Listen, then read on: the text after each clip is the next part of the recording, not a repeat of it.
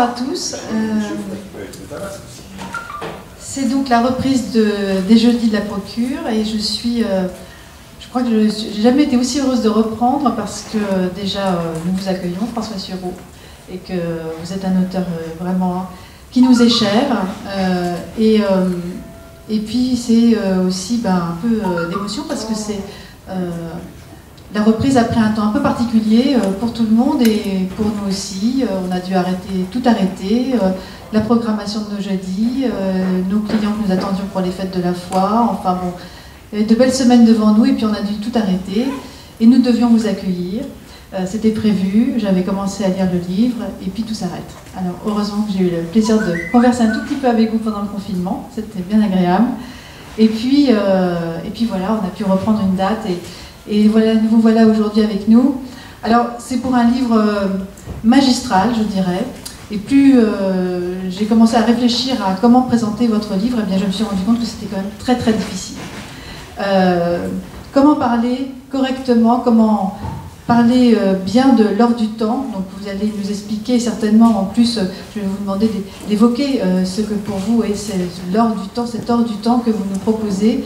Mais c'est un livre foisonnant, un livre multiple, à la fois réjouissant, où vous faites poète, feuilletoniste, historien, chroniqueur, vous êtes un observateur, vous êtes un amoureux, et vous filez comme ça le cours de la Seine, depuis la source jusqu'à Paris.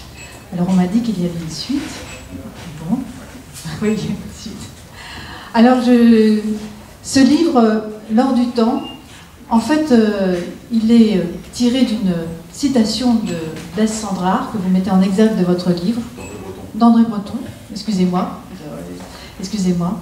L'Es Sandrard, ça sera pour le deuxième volume, parce que le deuxième volume, il va de Paris jusqu'au Havre, puis je parle à la fin des gens qui sont partis du Havre pour aller ailleurs, et donc le deuxième volume s'appellera « Quand tu aimes, il faut partir », ce qui est l'un des plus beaux vers de Blaise Sandrard. Voilà, donc vous avez juste anticipé. J'ai juste anticipé, mais j'en ai trouvé une autre quand même de Blaise Sandrard qui m'a beaucoup plu.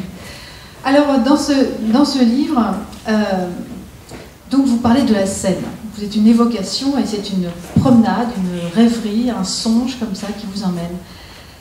Et vous dites, vous avez une phrase au tout début de votre livre, vous dites « Mon livre est un pressentiment ». Alors, en quoi ce livre est un pressentiment et qu'est-ce qui a fait naître ce pressentiment? Alors, en fait, comme vous savez tous, d'abord, merci, moi je suis très content d'être là parce que j'ai découvert tardivement, pendant des années, j'ai écrit des livres qui ne se vendaient pas pendant longtemps. Et puis un beau jour, je ne sais pas pourquoi, ils ont commencé à se vendre. L'un des premiers livres que j'ai fait qui a commencé à se vendre était un livre que j'ai consacré à Ignace de Loyola, oui, Inigo. Et en fait, il a commencé à se vendre ici. Ce qui fait que pour moi, c'est vraiment un lieu baptismal. C'est l'endroit où je suis passé de l'obscurité à la lumière, puisque vous vendiez mon livre. Donc à chaque fois que je reviens ici, je suis extrêmement heureux d'y revenir. Ça ne me rend pas plus facile pour autant de parler d'un livre, parce que il est très difficile de parler d'un livre d'une certaine manière. Je pense qu'on les écrit parce qu'on ne peut pas en parler, parce qu'il y a des choses qu'on ne peut pas en parler. Je pense qu'on écrit parce que quelque chose ne va pas, de manière générale. Je reviendrai après sur ce qui ne va pas. Et en tout cas, c'est très difficile de parler de ce qu'on écrit. Je vais vous raconter une anecdote qui m'émeut maintenant. Il y a des années de ça, j'avais 42 ou 43 ans, j'avais un vieil ami qui est mort, qui s'appelait Maurice Reims, peut-être que les plus anciens d'entre vous, je de Maurice Reims. Maurice Reims, je l'aimais beaucoup. Pas tellement parce qu'il avait été commissaire-priseur, mon goût pour les objets étant des plus limité, mais parce que ça avait été un combattant héroïque de la France libre. Et ce qui était amusant, c'est que c'était complètement caché derrière la personnalité mondaine qu'il avait, il était membre de l'Académie française, etc. Et puis il meurt, il est là sur son lit de mort, pratiquement, et sur son lit de mort, il me dit « Je veux que tu te présentes à mon fauteuil à l'Académie ». Je dis « Maurice, j'ai 42 ans, je ne vais pas être élu à l'Académie française, c'est ridicule ». Il dit « Si, fais ça pour moi, tu vas te présenter, et tu vas voir, tout va bien se passer ». Et je me dis, c'est loufoque, c'est burlesque, je ne vais naturellement pas être élu, je ne l'ai d'ailleurs pas été, mais je vais le faire puisqu'il me l'a demandé, et qu'au fond, je crois aux petits signes, vous voyez, de la vie quotidienne. Je pense qu'il me l'avait dit pour que j'aille faire un certain nombre de visites, et que dans ces visites, j'apprenne des choses. Et l'une des choses les plus étonnantes que j'ai apprises venait d'une personnalité dont je ne m'attendais pas du tout à les apprendre, qui s'appelait Pierre Messmer, qui avait été Premier ministre, était à l'époque chancelier de l'Institut, combattant de Bir Hakeim, etc. Et je fais ma visite à Pierre Messmer, Et je m'assieds sur... passablement impressionné quand même, enfin c'était un Premier ministre, Georges Pompidou, qui était ministre du Général, c'était pas absolument rien. Je m'assieds, moi j'aime bien les rencontres, alors évidemment, quand on est jeune, on a un ton respectueux, c'est toujours étonnant, je m'assieds face à Mesmer, et là Mesmer me dit d'une voix absolument sépulcrale, « Monsieur, vous sollicitez mes suffrages, présentez-moi votre œuvre. » Là, je reste absolument comme deux ronds de flanc, parce que présentez-moi votre œuvre. D'abord, je n'étais pas absolument convaincu d'en avoir une. Puis ensuite, en UC, j'ai eu une qui me serait apparu assez difficile de la décrire, et donc je reste là comme deux ronds de flanc. Un lourd et pesant silence s'installe, et je lui dis avec une touche d'insolence, Monsieur le Premier ministre, si j'avais pu la présenter, je ne l'aurais probablement pas écrite. Et un silence absolument terrible s'installe entre nous, ça dure 1 minute, ça dure 2 minutes, et au bout de 2 minutes, il me dit « Je vois, monsieur, que nous n'avons rien à vous dire, et comment en irait-il autrement? Vous et moi n'avons rien en commun. » C'était quand même un tout petit peu hard, quoi. Hein, il avait beau être une grande gloire de la République, je trouve ça un tout petit peu hard. Et je vous raconte ça à propos de la littérature, vous verrez comme quoi, j'aime bien digresser, c'est tout entier une digression, vous verrez comme quoi ça reboucle sur la question que vous m'avez posée. Et je réfléchis 30 secondes et je dis ça y est, je me lance. Je dis oui, probablement nous n'avons rien en commun sauf une chose qui me paraît absolument essentielle. Et là, il prend son air le plus méprisant et me dit je ne vois vraiment pas laquelle. Alors je me lance. À distance de temps et dans des conditions certainement périlleuses pour vous, pour moi, nous avons tous les deux servi à la Légion étrangère. Et là, c'est lui qui était comme de rond de flanc. Et là, Mesmer se transforme littéralement. Cet homme qui avait 80 ans, tout d'un coup prend le visage du type de 25 ans qu'il avait été à Bir Hakeim, tout son être se transforme. Il se lève, il me demande si je veux fumer, si je veux boire quelque chose, enfin, c'était tout à fait étrange. Et puis il me demande dans quel régiment, alors lui il avait servi à la 13e brigade de Légion étrangère, le régiment compagnon de la Libération, j'avais servi au 1er étranger de cavalerie, un régiment fort de Russes blancs, enfin, c'est assez étonnant. Donc on commence à parler de ça, il dit, vous vous souvenez encore des chansons? Oh, je dis, oui, je me souviens encore des chansons. Ah bon, vraiment, vous vous souvenez des chansons? Alors je me mets à lui chanter Légionnaire du 4e. Je suis sûr que tout autour, il était 2h30, on est sorti de son bureau à 6h30. Il m'a raccompagné on est sorti de l'institut ensemble, bref, on ne se lâchait pas. Il me racontait comment il avait été lié à l'aumônier de son régiment à Bir Hakeim, qui depuis avait défroqué pour épouser une Argentine, qui était très heureux en Argentine, et c'est dommage, défroqué. Enfin quand même, on a vécu de tellement grands moments ensemble, on parle quand même encore du bon Dieu dans nos lettres, enfin bon, avec le curé défroqué qui vivait en Argentine, et à la fin, devant la passerelle du Pont des Arts, il me posait une question franche, parce que à nos âges, dit-il, oubliant que j'avais 45 ans, qu'il en avait 85, à nos âges, on peut se répondre franchement, si vous aviez eu la chance d'avoir la vie que j'ai eue, auriez-vous écrit des livres? Magnifique question quand même. Alors j'ai réfléchi 30 secondes et je lui ai dit, eh bien non. Eh bien non, probablement pas. Et tout ceci est une réponse à la question, c'est-à-dire que, comme tous les gens, j'imagine, comme vous peut-être, qui ont eu une enfance, moi j'ai eu une enfance rêveuse et solitaire, et dans les enfances rêveuses et solitaires de mon temps, je suis né en 57, il n'y avait pas d'écran, il n'y avait rien, donc on passait son temps dans les livres, donc j'ai passé mon temps dans les livres, et les livres me sont apparus assez vite comme étant plus réels que la vie. Et ce livre, cette promenade le long de la Seine, je dirais après aussi autre chose sur ce que c'est, mais cette promenade le long de la Seine est aussi une promenade dans les livres, dans les personnes, dans les histoires, dans les anecdotes, dans les gens que j'ai aimés, et ça va d'Apollinaire à Arthur Kessler, de Sandra à Lyautey, de Lyautey aux anarchistes, de Cravant à André Breton, enfin toutes les personnes qui ont formé mon imaginaire. Donc c'est d'abord une promenade dans cette littérature qui, pour moi, très tôt, est apparue comme plus réelle que la vie. Et puis ensuite, il y a un moment où il faut sortir de sa bibliothèque, et là je me suis rendu compte, assez tard d'ailleurs, que en fait je n'étais sorti de la bibliothèque que pour retrouver l'atmosphère que j'avais aimée dans les livres. Il y a des gens qui aiment le réel pour le réel, vous voyez, enfin, qui aiment le réel pour ce qu'il est, pour ce que leur famille, leurs amis les font rencontrer. Et moi non, moi je me suis plongé dans la vie pour retrouver mes livres, ce qui est quand même assez étrange. Et c'est aussi ça, ce livre, l'histoire de ce livre, c'est aussi l'histoire de cet aller-retour incessant entre le livre et la vie. Par exemple, j'étais jeune, j'étais pas vraiment ambitieux, mais j'adorais Stendhal. Alors j'avais lu dans Stendhal, être auditeur au Conseil d'État, avoir 5000 livres de rente et être aimé des jolies femmes, quel grand destin. Je ne me croyais pas absolument sûr de mes charmes, je me disais peut-être le moyen d'arriver à mes fins, c'est d'être reçu auditeur au Conseil d'État. Et donc, hop, j'ai fait Sciences Po, je me suis préparé, j'ai fait l'ENA, et ensuite je suis allé au Conseil d'État. Mais je suis allé au Conseil d'État pour y rencontrer Stendhal. évidemment, je n'ai pas vraiment rencontré Stendhal, et c'est la raison pour laquelle je l'ai quitté assez vite. De même, il y a un ou deux passages dans ce livre qui ont trait à d'autres choses. J'avais lu, je me suis engagé à un moment sur les théâtres d'opération extérieure parce que j'avais lu à la fois Hemingway, Sandrard, Apollinaire et les Trois Mousquetaires. Et je me disais, c'est quand même plus sympa que le 7e arrondissement, quoi. Donc on va y aller. J'ai connu la Yougoslavie comme ça, parce que... Et en effet, cette espérance-là n'a pas été déçue. Oui. J'avais lu, je lisais même des livres pieux quand j'étais jeune. C'est horrible. Julien Gris disait que les livres pieux sont écrits par le diable. Dans les livres pieux, il y avait des livres pieux cucu, comme la comtesse de Ségur, et puis il y avait des livres pieux qui étaient vraiment de très très grands livres, notamment un qui m'a accompagné toute ma vie, qui est un livre que je vous recommande d'ailleurs, qui a été écrit par Augustin Guillerand. Je ne sais pas si vous voyez qui c'est. Augustin Guillerand était un des prieurs de la Chartreuse de la Val-Sainte jusque dans les années 50.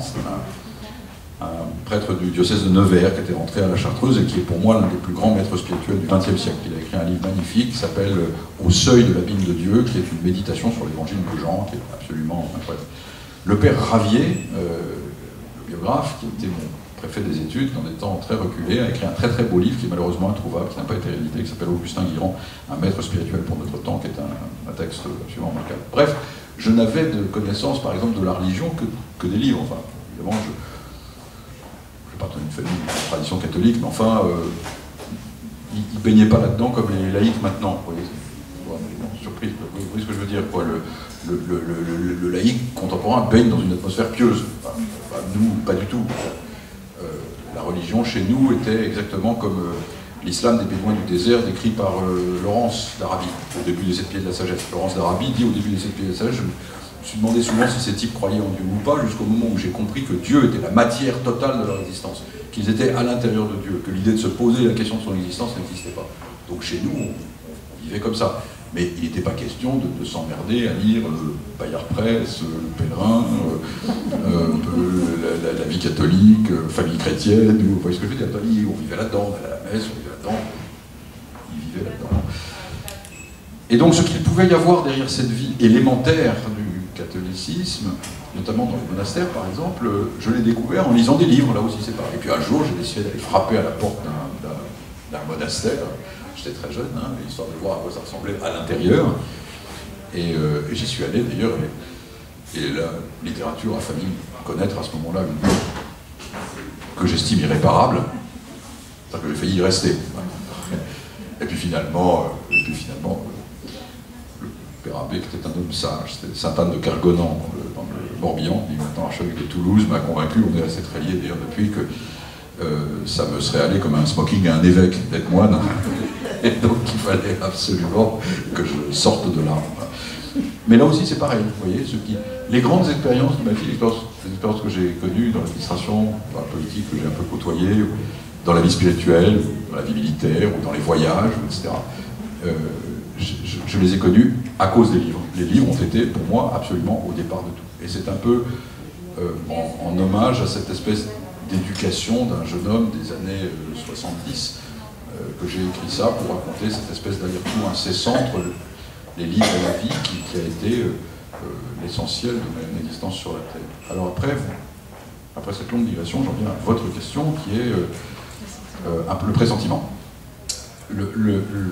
Il y a deux choses qui ne m'ont jamais abandonné et sur lesquelles j'ai cherché des réponses dans la lecture d'abord, dans l'exercice de la littérature ensuite, à d'autres moments, dans une activité plus directement spirituelle. Deux choses m'ont toujours frappé comme une évidence, mais vraiment comme une évidence. La première, c'est une idée presque platonicienne, cavernoïde, etc., que le monde que nous voyons n'est que l'apparence de quelque chose de parfait qui se dessine ailleurs, au-delà, quelque part, et que nos actes concourent à dessiner pendant notre passage sur cette terre. Le sentiment d'un au-delà du monde est un sentiment qui est presque superstitieux chez moi et qui personnellement ne m'a absolument jamais abandonné. Ce sentiment peut revêtir plusieurs formes, hein, en particulier, je suis sûr qu'il y a des tas de gens qui appartiennent à des tas de religions qui n'en ont aucune, peuvent le ressentir exactement de la même manière. Par exemple, ce sentiment est très présent dans une école littéraire qui m'a énormément marqué, bien qu'elle soit marquée par un athéisme radical. Et enfin, dans la plupart des cas, je préfère les... Je suis assez apophatique, quoi, vous voyez, je suis assez théologie négative. Je préfère les athées parce qu'au moins ils ne disent pas de sottises sur Dieu. Jaspers a une phrase extraordinaire au début de son chapitre sur Saint-Augustin dans l'histoire de la philosophie. Il dit « Je déteste la prétention qu'ont certains hommes d'en instruire d'autres au sujet de Dieu ». Je trouve que cette phrase est l'une des plus profondes qui soit. Elle trouve un écho d'ailleurs dans une petite note de bas de page du récit du pèlerin d'Ignace de Loyola que j'aime beaucoup. Ignace raconte qu'il est à Morez, qu'il a des troubles, ce qu'on appelle des scrupules, qu'il se demande s'il n'est pas damné, qu'il se confesse 18 fois, que ça ne marche jamais, qu'il est toujours dans la même situation de désespoir, et qu'à la fin il va consulter un grand maître dominicain. Alors, évidemment, c'est écrit de celui qui va devenir un jésuite, donc on imagine que le grand maître dominicain n'était pas ce qu'il fallait pour lui plaire, mais il va donc consulter un grand maître dominicain qui lui raconte des carabistouilles. Et il y a une espèce de petite note qui était écrite par Polanco, son secrétaire, qui est celui auquel il a dicté le récit du pèlerin. Dans cette petite note, il écrit simplement qu'on ne peut s'en remettre à personne, de la voie de son salut. C'est une phrase que je trouve absolument étonnante et presque luthérienne, si je puis dire, chez Ignace, mais qui est l'une des facettes tout à fait étranges de sa pensée. Donc la première, et c'est la raison pour laquelle le discours apologétique, le discours religieux, le discours dogmatique, le discours encyclique même, m'est toujours apparu profondément étranger.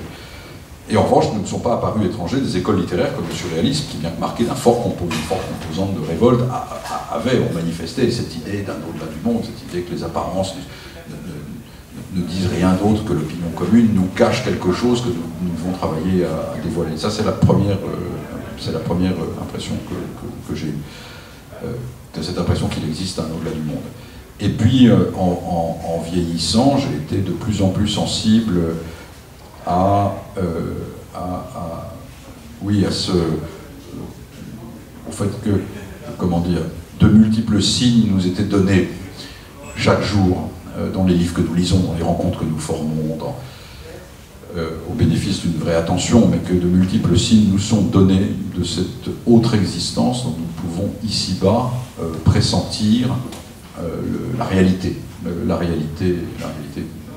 tangible. Je crois que c'est une expérience que beaucoup de gens font en réalité, qui est une expérience de nature spirituelle.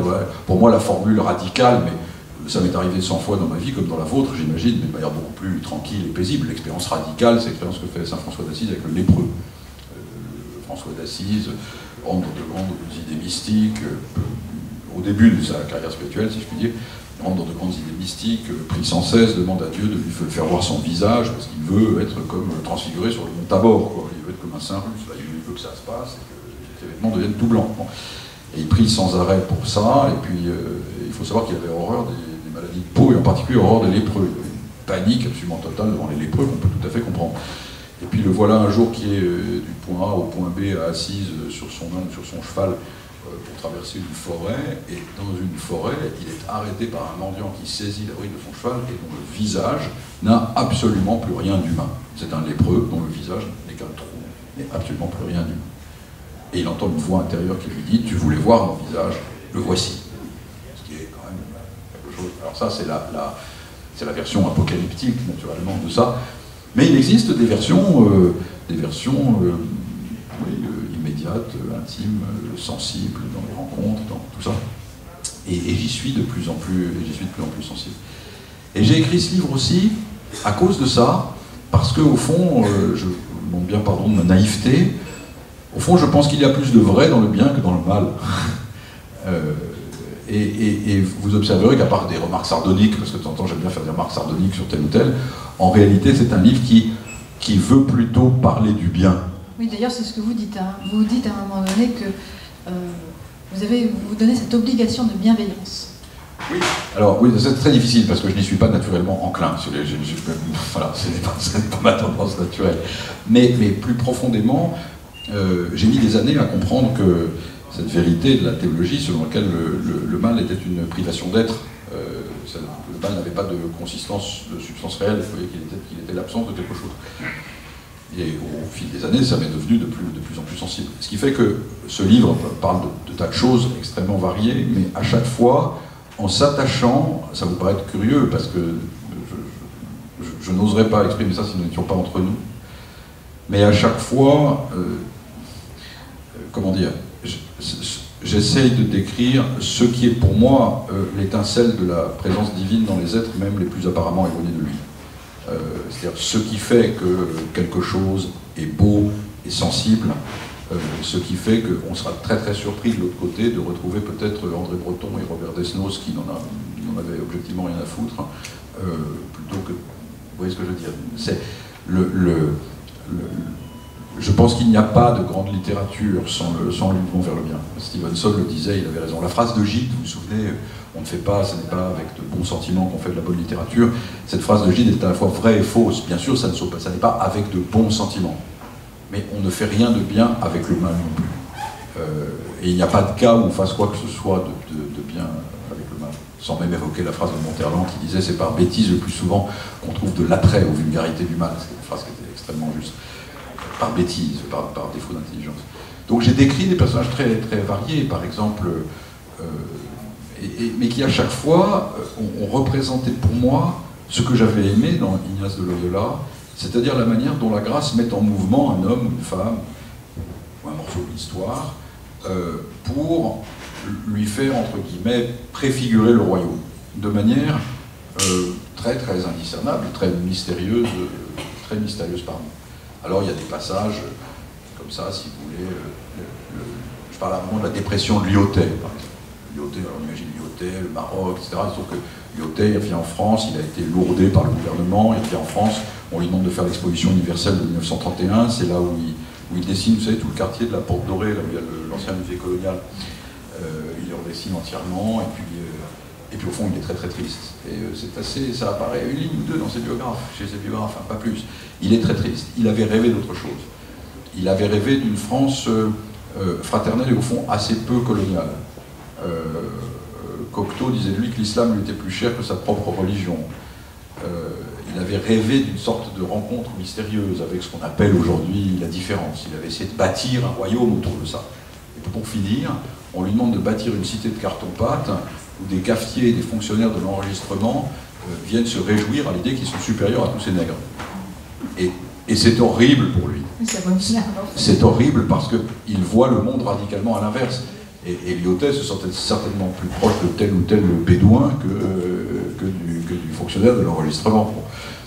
Et de ça naît un début de dépression qui s'aggrave quand on lui demande de faire des zoos humains. Vous imaginez qu'on a voulu faire ça, hein.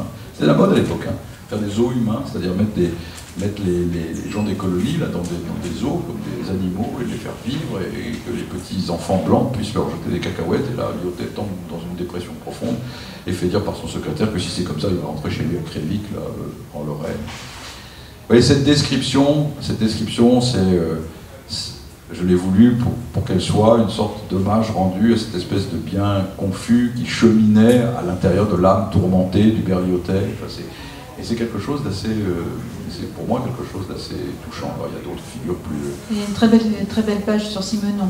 Voilà, Simenon, pour moi, c'est vraiment très très beau ça. Et Simenon, pour moi, c'est pareil, j'ai vraiment énormément lu Simenon. Il y a chez Simenon quelque chose qui me touche aussi et qui est évangélique, enfin, qui est dans les Maigret en particulier, la nostalgie de l'enfance.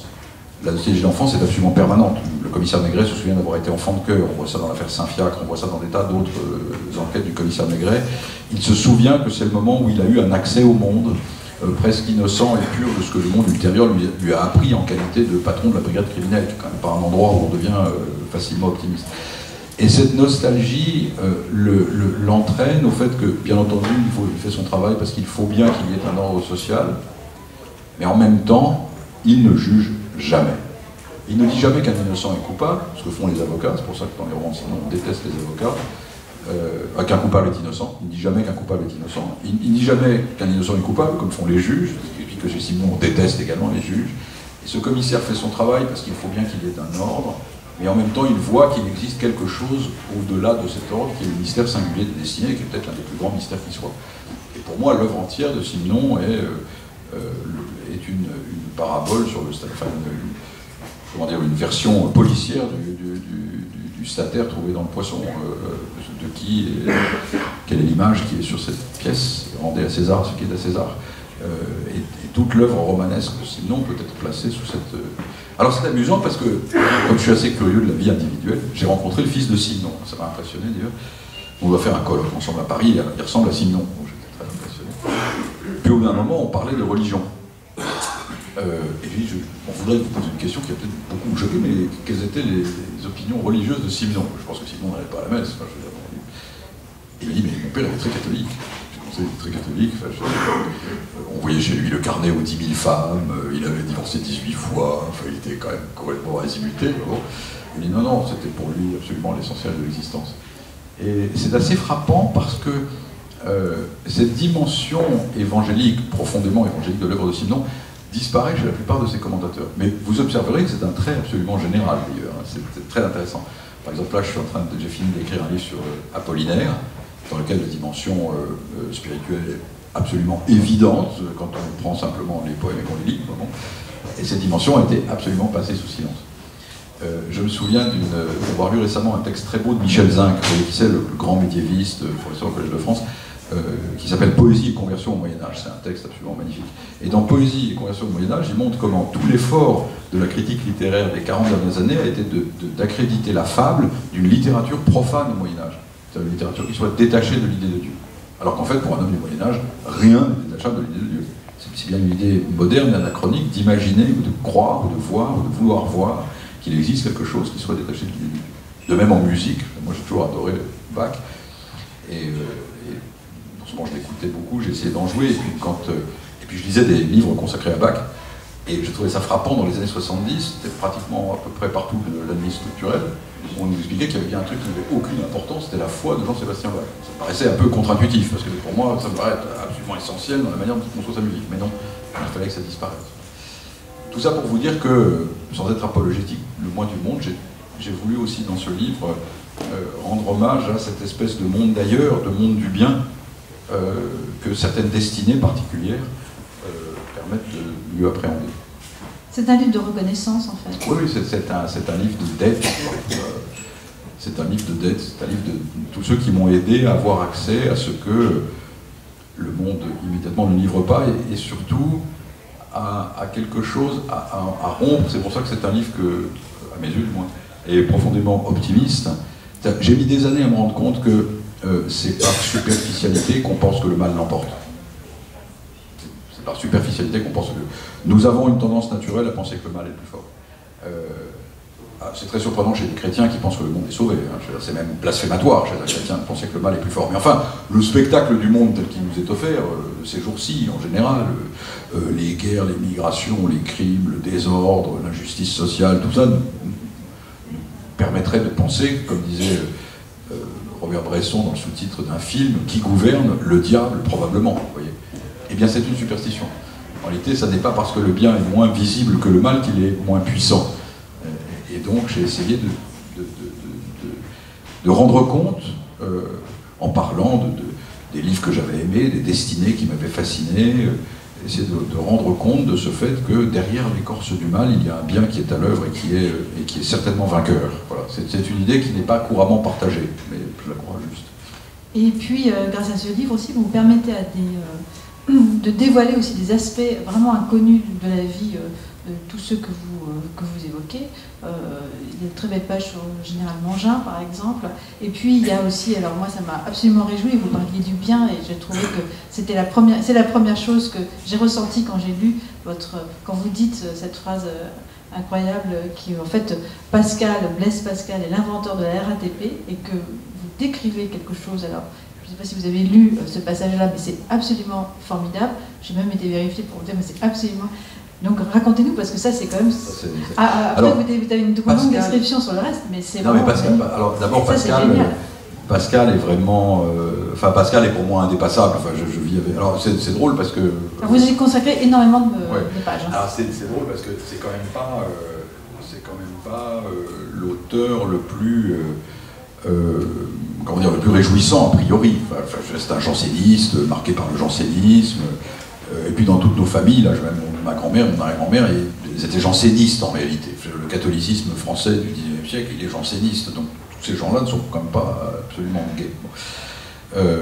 Mais Pascal va très très au-delà de ça, il va très très au-delà de ça par sa lucidité, son intelligence, son côté absolument décapant de tout, des grandeurs d'établissement, de ce qui paraît nous plaire, de ça. Alors c'est au bénéfice d'une très grande sévérité en ce qui concerne le salut, naturellement, mais c'est quelque chose d'absolument décapant. Et alors, après, en creusant sa vie, en lisant, je l'avais beaucoup lu, et puis après j'ai lu plein de biographies, j'ai lu des choses sur lui, et je me suis rendu compte de choses absolument extraordinaires, notamment sa gaieté.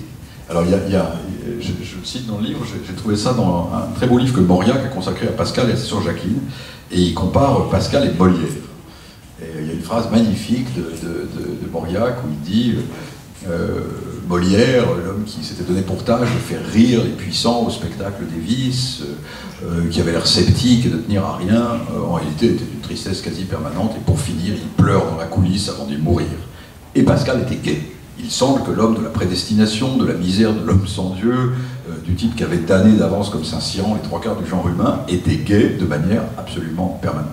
Et puis il y a chez cet intellectuel, qui quand même reste l'une des plus grandes intelligences de l'Occident, toutes catégories confondues, il y a une sincérité évangélique absolument incroyable. À la fin de sa vie, il dit « Comment se fait-il que j'ai eu tant d'amour des pauvres et que je n'ai jamais rien fait pour eux ?» Voilà. C'était pas absolument vrai parce qu'il donnait de l'argent tout le temps. Mais enfin, on sait que... Évoquer cette jeune fille voilà, qui rencontre, ça c'est magnifique. Ça c'est magnifique, il rencontre une jeune fille très belle d'ailleurs. Oui. Dans sa période libertine, c'était pas... Enfin bref, voilà. Donc il rencontre cette jeune fille qui mendie à la sortie de Saint-Étienne-du-Mont et en fait il la recueille et il l'envoie chez les prêtres de l'oratoire alors que c'était pas vraiment sa chapelle et puis il lui donne les moyens de vivre une vie décente et il ne la reverra jamais.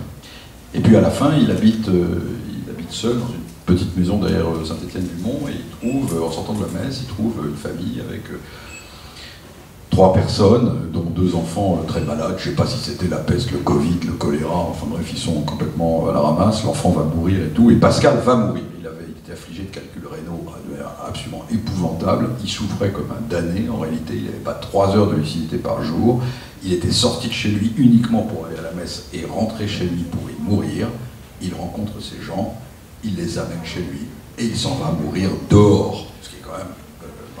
il trouve refuge chez sa sœur, et il meurt chez sa sœur, il n'est pas mort chez lui, car dans son agonie, il a laissé sa place avec un autre. Non, le personnage de Pascal est un personnage totalement invraisemblable. Et puis alors il crée la RATP, moi, alors ça c'est pour une Parisienne comme moi, c'est pour ça absolument génial. Pascal crée la RATP, il constate que il est très... Il avait un côté polytechnicien, vous voyez ce que je veux dire, il y a un côté Jacques Attali chez Pascal, ça si je puis dire. Et voilà, il s'intéressait à des tas de choses.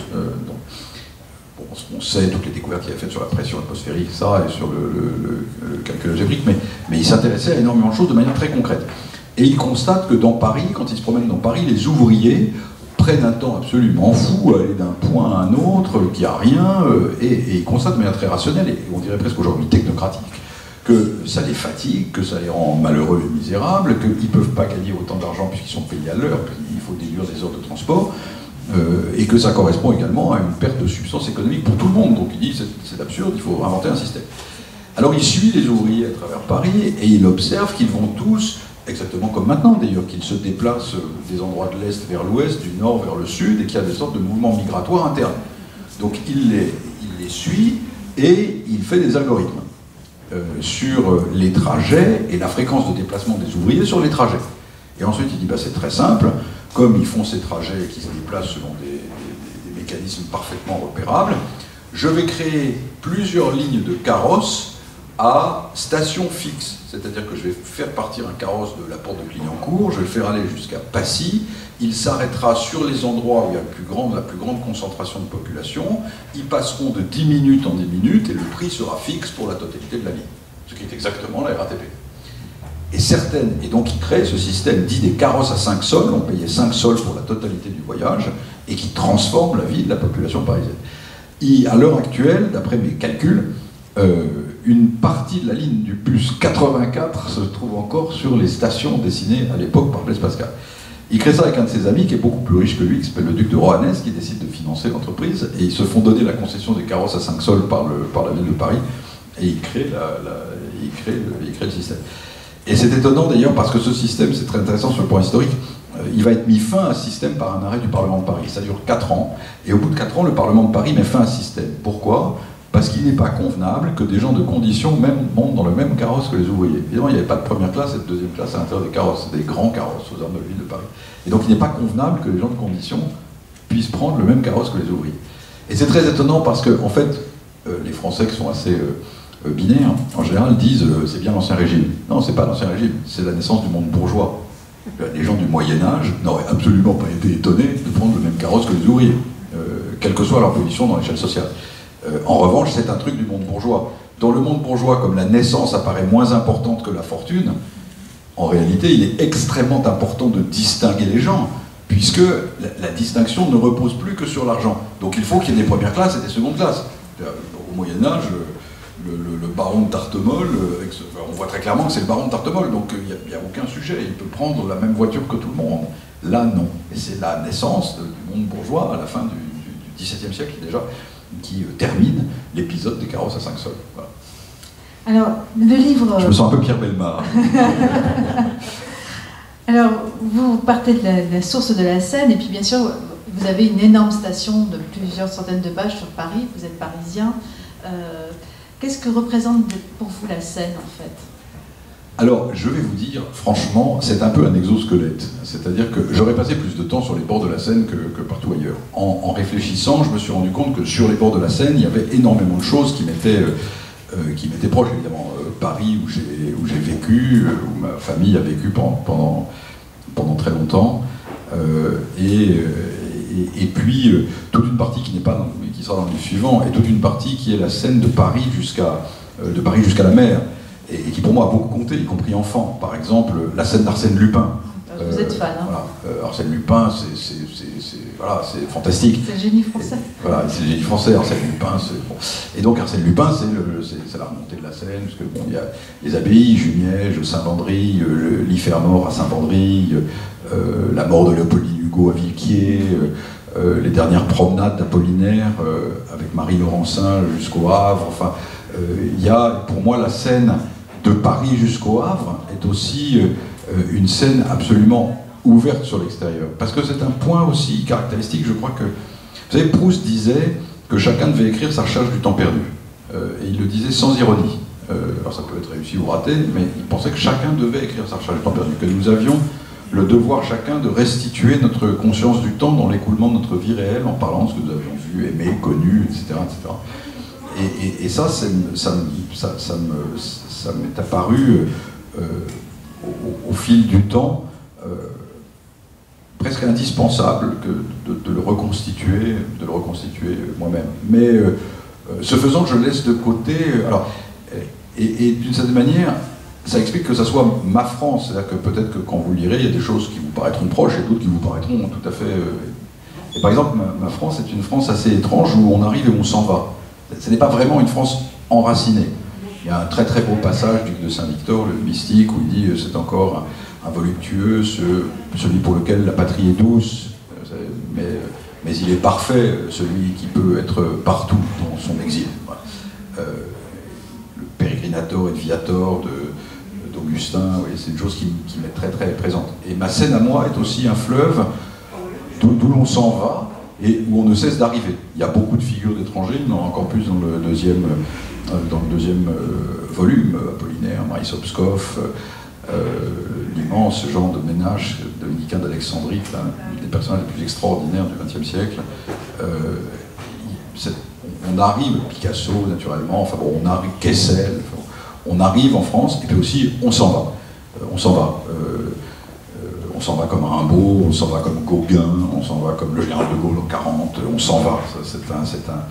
C'est pour moi le lieu géométrique du désir d'être un homme libre, la Seine. Oui. Et c'est un peu comme ça que j'ai choisi. Mais il y a une part d'artificiel. J'aurais même pas pu écrire une chose sur le Rhône, simplement parce que j'y suis pas né, que j'ai pas vécu, mais je pense que quelqu'un qui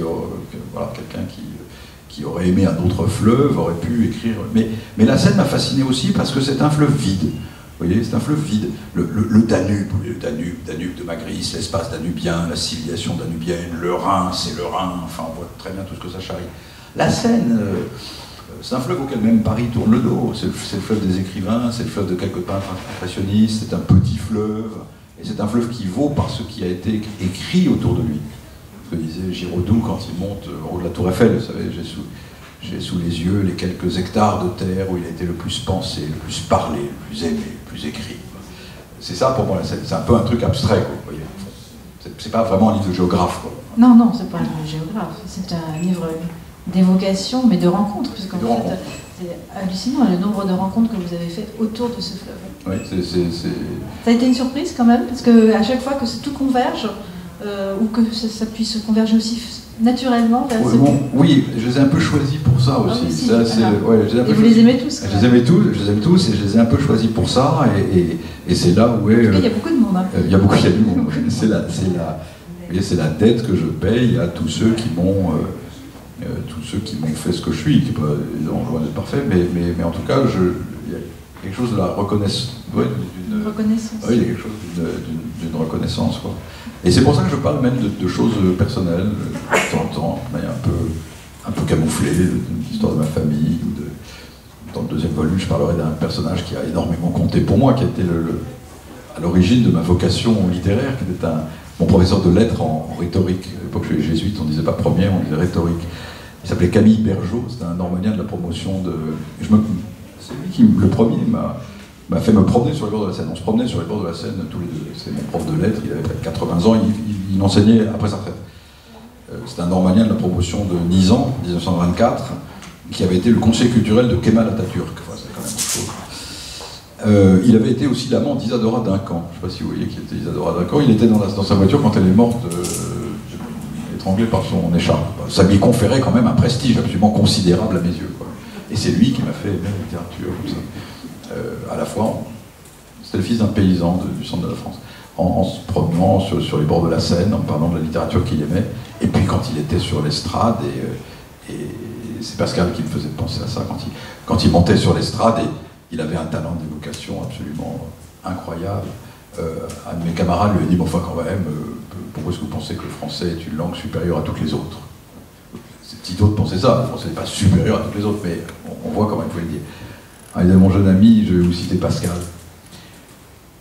À la fin, quelle qu'était belle la comédie et tout le reste, on jette une pelletée de terre sur la tête et c'en est fini pour jamais. Vous avez affaire à la seule langue qui emploie le mot jamais pour dire le mot toujours. On est là, on se dit, quand même, c'est quelque chose. Et puis c'est lui qui m'a fait aimer Proust aussi. Le mouvement de la langue dans Proust, ce mouvement qui rappelle Bossuet, c'est-à-dire que c'est un mouvement très oratoire. Alors, je le vois, il ondulait comme ça sur l'estrade, alors il ondulait, il disait, je vais vous dire quelque chose de vraiment bien, quelque chose d'épatant. Et toujours viendrait comme un flot de nouvelles princesses de Guermantes, ou plutôt non, une seule princesse de Guermantes victorieuse de la mort, le nom seul refermant sur celle qui sombre de temps à autre, sa toujours pareille placidité.